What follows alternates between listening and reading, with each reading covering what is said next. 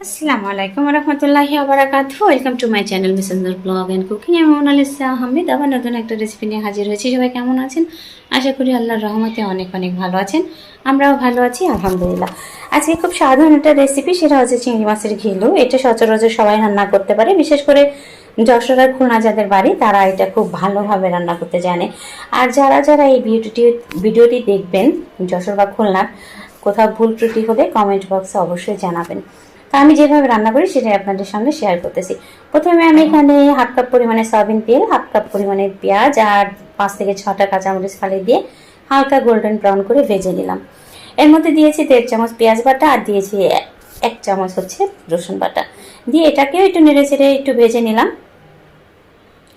এটা ভাজা হয়ে গেলে এটার মধ্যে আমি এখন শুকনো মশলা অ্যাড করব। সেটা হচ্ছে ঝালের গুঁড়া দিব হচ্ছে 1 চামচ, হলুদ গুঁড়া দিয়েছি হাফ চামচ, জিরের গুঁড়া হাফ চামচ, ধনিয়ার গুঁড়া হাফ চামচ, আর দিয়েছিলাম স্বাদ মতো লবণ। সেটা ভিডিওতে স্কিপ হয়ে গেছে, সেজন্য আমি আন্তরিকভাবে দুঃখিত।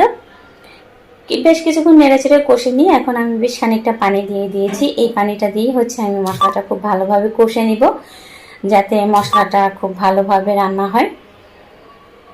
আর এটা নেড়েচেড়ে দিয়ে আমি ঢাকনা দিয়ে ঢেকে বেশ 2 থেকে 3 মিনিট আমি অপেক্ষা করেছি। এরপর পর্যায়ে এসে আমি ঢাকনাটা তুলে আবার একটু নেড়ে চেড়ে দিচ্ছি, যাতে তলাতে পুড়ে না যায়। দিয়ে আবার ঢাকনা দিয়ে ঢেকে আবার 1-2 মিনিট আমি কষে নিব। যেহেতু আমি ঘিলুটা রান্না করব, এটার মধ্যে আমি কোনো পানি ব্যবহার করব না, সেজন্য মশলাটা খুব ভালোভাবে আমি কষে নিচ্ছি। আর এই ঘিলু রান্নাটা হচ্ছে আপনার সাদা ভাত, পোলাও, খিচুড়ি দেন মুড়ির সঙ্গে খেতেও কিন্তু দারুণ লাগে। একবার বাড়িতে ট্রাই করে দেখবেন, নিরাশ হবেন না। যাই হোক, আমার ঘিলুটা কিন্তু চিংড়ি মাছের ঘিলুটা কিন্তু ফ্রোজেন করা ছিল। এটা পরিষ্কার করেই রাখা হয়েছিল। এটা আমি বের করে দিয়েছি। দিয়ে ঢাকনা দিয়ে ঢেকে আমি 2 থেকে 3 মিনিট অপেক্ষা করেছি। এর মধ্যে ছেড়ে দিয়েছে। অবশ্যই চুলার আঁচটা এই পর্যায়ে আমার মিডিয়াম টু লোয়ের মাঝামাঝি আছে। আর এটা আমি কম আঁচে রেখে রান্নাটা করব, যেহেতু পানি ব্যবহার করব না, সেজন্য বারবার একটু ঢাকনা দিয়ে ঢেকে একটু পরপর তুলে একটু ছেড়ে দিতে হবে, যাতে তলাতে পুড়ে না যায়।